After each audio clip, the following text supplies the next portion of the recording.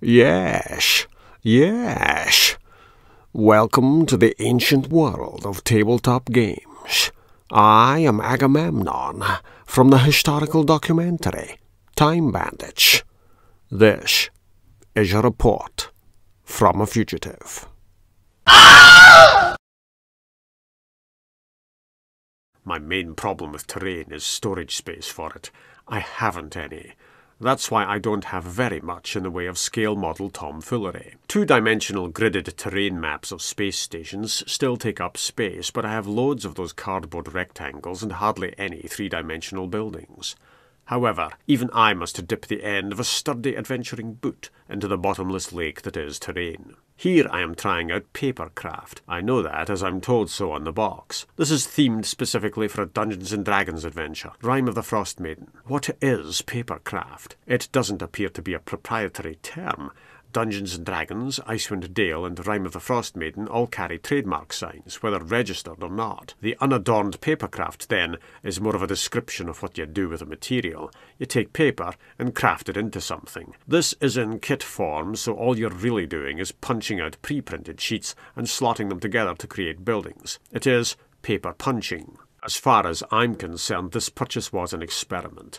You'll find these sets on sale down in the cheap seats as I did, and wonder if they're worth a shot. These are table models, mood pieces you'd use to set a bit of atmosphere in a game, and are less useful for purposes of staging combat. Though you can have a go if you feel up to it. Maps and mats, floor plans are all much easier to use for running combat than these models are. What are we looking at? A large cardboard box. This set allows for the construction of 3 buildings, a thin slice of a town. Here's a smaller box for the construction of a hunting lodge. The town set is a very small town indeed, with 1 inn, 1 apothecary, and a house. If you're looking to build a realistic-sized town, first buy an unrealistic-sized table, and then build a house of your own around it. 3 buildings will do you, and will take up a chunk of your regular-sized table, particularly if you throw in your own terrain to join the paper buildings. I don't do unboxings. Obviously, to build these items, I must remove them from boxes. But this isn't strictly a construction video. I steered clear of construction videos.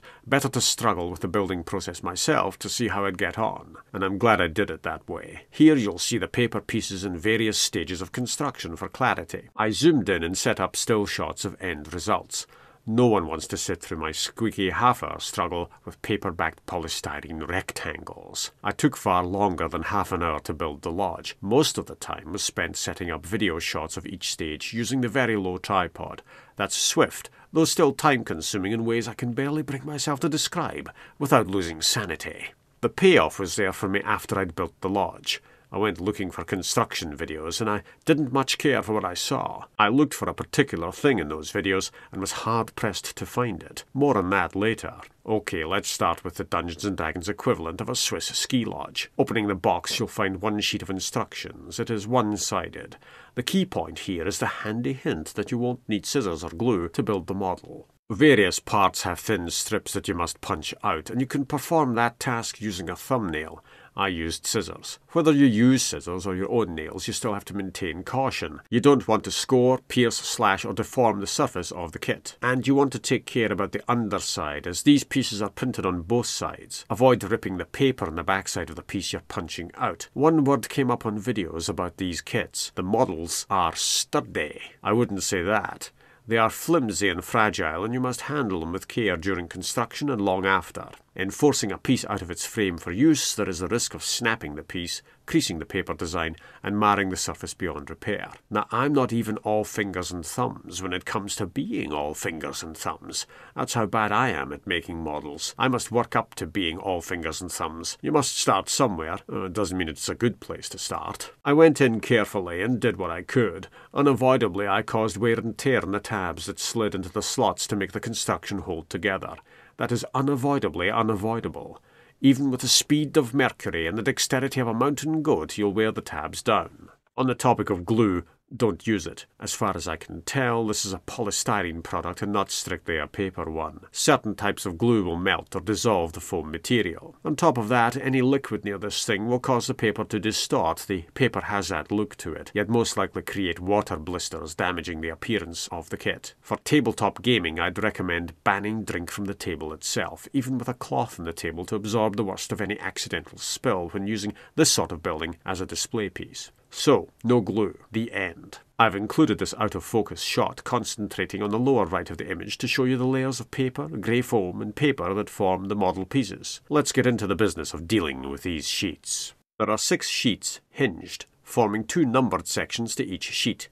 They start shrink-wrapped, and your first building problem is to remove the plastic without deforming a single section of your model in the making. Yes, I used scissors.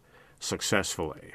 In this shot, I've unfolded the sheets and spread them across the table to give an idea of what you're letting yourself in for. The front of each sheet is numbered in blue only. Punch the pieces out from front to back to minimise the tearing of paper. On the back of the sheets, you'll see black discs with numbers in white. That large, snowy L-shaped piece is the building's base. No, it isn't part number 1, not even close.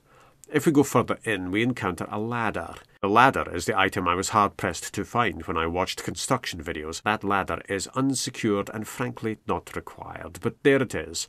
Time and again I'd see the ladder in the background of a video, only to lose track of it somewhere along the way. I found out why as I tried to incorporate the damned thing into the display. This model is an exterior one. Build it complete and marvel at the outdoorsiness of it. You can remove the rooftops to gain access to the interior. If you aren't using it for indoor combat, there's little reason to remove the roof sections. But we are getting ahead of ourselves. To start building, first catch your wild kit, then skin it and punch the hell out of it. Hunt and peck your way through the boards, selecting the numbered pieces corresponding to the diagram. Easy. You don't start with part 1.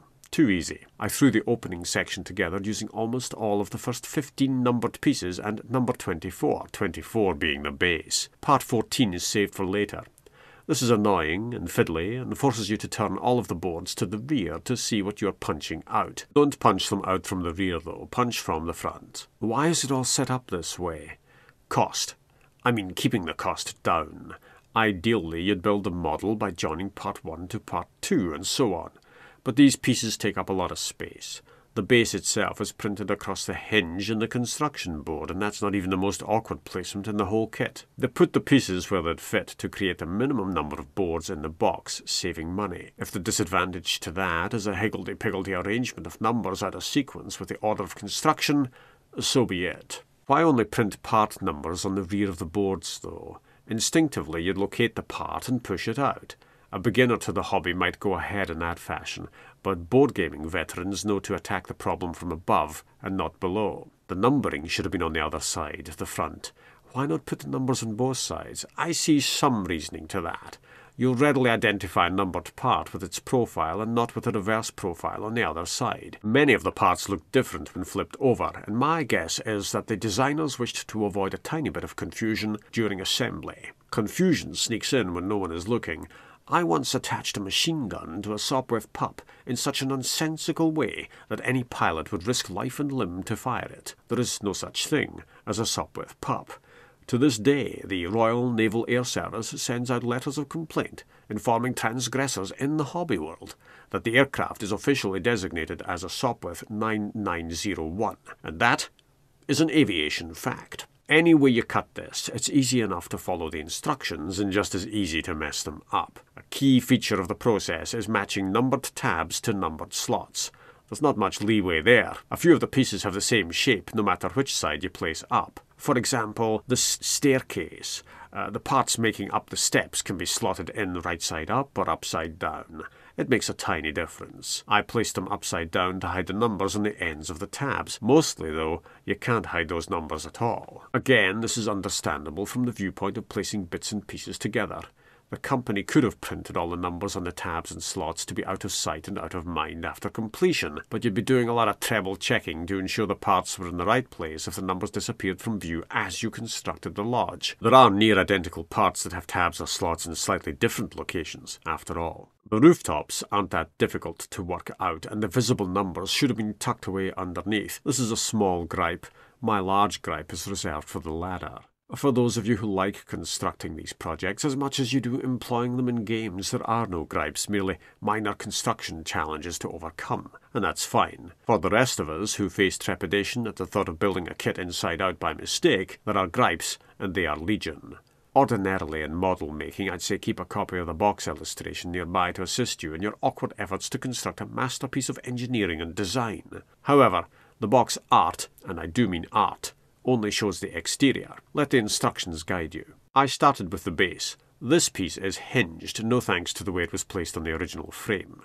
There's a snowstorm of cardboard that comes out of this part. Flip it over and we see the lodge interior. Sliding the wall section into the base is a mite tricky, and I used the hinge to my advantage by securing the corner first. Then I flattened everything out to fit the long wall section into the base. You'll hear polystyrene squeaks as tabs go into their numbered slots. On the underside there's a spot of wear. Many of the tabs don't go straight in. Get used to easing them in back and forth. Use no force. With the wall section added to the base, the construction is sturdy for the material used. But the material used isn't concrete. Moving on to the first staircase, I've zoomed in to show you the numbering, 20, 21, 22 and 23A. As I flipped the stairs themselves, you don't see numbered tabs there. In the end, this was an exercise in pointlessness. Partly as the interior disappears when the building is finished, but mostly as so many numbers are visible on the outside surfaces that it hardly matters. I gave it a shot though. We're off to tabs 18 and 19 and the stair slots that join them. These numbers keep you right, more or less, unless you start reversing some of the side pieces that go with the rooftops. The far side of the staircase piece is also a staircase. You must bend the flap of card at the end to fix the sides of that staircase in place. I was talking about the unsuitability of the model for use in combat. The layout of floorboards gives a feel of gridded combat to parts of the model, but only parts, not the whole. You can fit a scale figure into the 5-foot grid pattern, but only here and there. Establishing the blast of a spell, the area of effect is guesswork. It's all a bit too fiddly, though if you're really into making the effort, then you won't care how fiddly it all is. And that's okay. In many of these shots, you see the polystyrene layer. That's something you don't see on the box cover art, and you don't see tabs or numbered sections on the box either. Is this misleading? Read the fine print. This legal snowstorm erases the footprints of the actual product. The cover art doesn't show polystyrene layers, or tabs,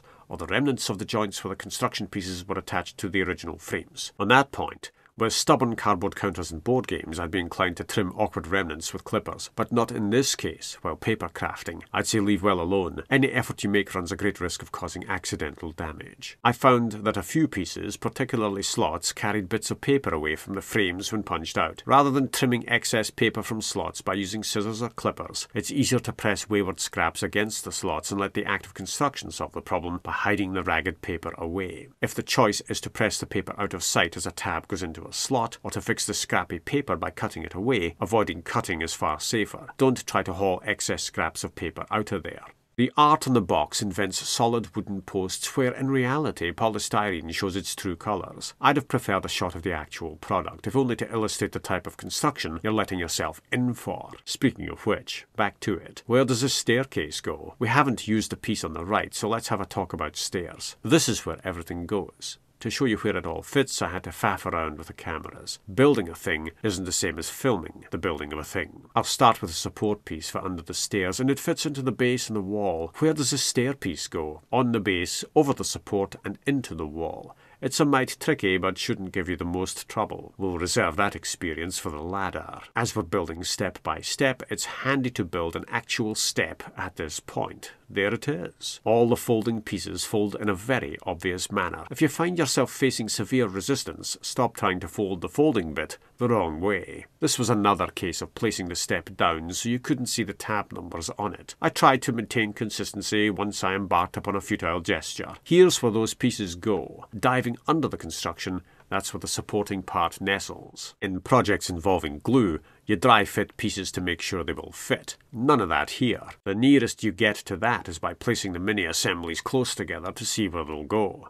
Then you choose the one true path to fitting them in the right order. From the side, you see the gridded pattern that accidentally emerges on the floor.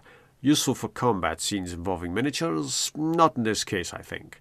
Grab a piezo flip mat and use that for your encounters in the wild or inside buildings. Figures and gridded maps are not required for play. To use a borrowed phrase, they allow the imaginations of players to synchronize. If you all hear that the goblin jumped up on a table, you have different versions of that in your heads.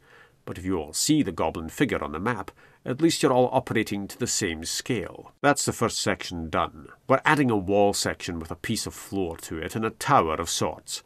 The floor goes through the wall, and then the tower fits on front, and a flap comes over and slides into place to create a box. But all of that only works if the flooring is secured to the main model first. These pieces interlock in such a fiddly way that you may want to test where everything goes. That's not a dry fitting in the usual sense, but it comes as near as damn it. Part 14 finally rears its T-shaped head. Yes, the diagram shows you the piece slotting into part 16, but no, don't even hope to dare to dream that it goes there in that order. Fix part 14 to the main building first. You have to faff around with the tabs there so you don't attempt an impossible faff later. This was as close as I got to repeatedly dry-fitting items.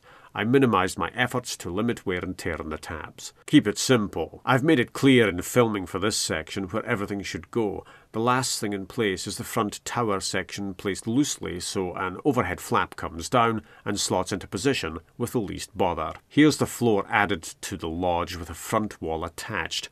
All that remains is the minor faff of placing the front of the building in there. With the front tower added and the flap lowered, congratulations. You've just created a loft space. If only we had a ladder to add to that. Ah, perfection. Away with perfection. It isn't a state of readiness or completion. It is time to build the roof. Supports for the roof go on easily. Okay, let's add the ladder. It doesn't attach to anything. No slot, no tab, no fixing, and no fucking wonder construction videos ignore the ladder. I've thrown it in there to show you where you could store it. Out of sight, out of mind, rattling around when transported. If you used this model for combat with miniatures, the ladder would get in the way. Don't worry, I soon find a use for it. With the front of the model in place, I added the frontier front in front of the front. More steps. A rooftop. The staircase sides being identical, I flipped them around to hide the slot numbers on the inside of the model. Steps are flipped down there to hide the tab numbers as well. As usual, when placing a miniature part of the whole into the base and into an upright section, you ease the item in by going back and forth with no force worth speaking of. At that stage, all the slots in the base are filled. With so many pieces interlocking, you can safely call the model sturdy. That's a reference to how it all holds together and doesn't accurately reflect the nature of the building materials. You wouldn't lean on this anyway, but don't lean on the base. It sits off the table on stilts made from tabs. Don't invite yourself to that disaster. If you're going to use miniatures on this thing, use plastic ones, not metal. If you drop a plastic figure from a height, it won't scar or dent the model as a metal figure would. We're into the business of adding rooftops. Roof by roof, this is the stretch of modelling that makes you ask yourself an awkward question or three. Is the model for atmosphere alone? And can you gain that atmosphere by leaving the rooftops on? Will you remove the rooftops to display the interior and leave those rooftops off? This isn't a model for disassembling, flat packing, transporting and reassembling. It is for sitting on a shelf, taking down from the shelf to place on the table, and for returning to a shelf. You'll wear the model out by removing and reassembling the rooftops, and that's just for table use. Travel to a venue will wreck this thing. As I added rooftops, I discovered a new use for the ladder. There it is, propping open the main roof and showing you what you have to deal with, the roof tab, and that's the obvious spot for wear. In time, the hinge at the top of the roof would suffer damage if you removed the roof on a weekly basis to run yet another assault on the ski lodge. Expect damage. Ban cats from your game rooms. These side sections are turned around to hide the numbers. This makes a mockery of matching numbered slots to tabs, but the pieces themselves still fit just the same. As the sides are printed with the same imagery front and back, you get away with it.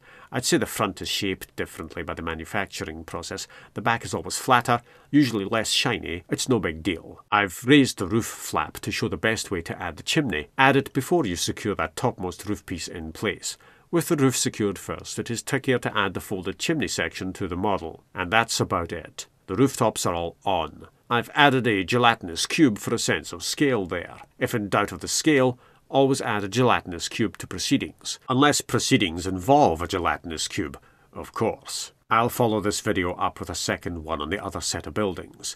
Would I buy a whole range of these things? Your imagination doesn't take up table space, it becomes the table space instead, and may depict whole universes. Flat maps are easier to store than cardboard castles are. As a one-off buy-in for repeated use in a game of Dungeons & Dragons, setting the mood, generating atmosphere, I'd say my experimental purchase was a success. Storage space deters more purchases. I'm disappointed in the ladder, obviously. That's a step down in my view. On that unpardonable pun, I'll see myself out into the snow.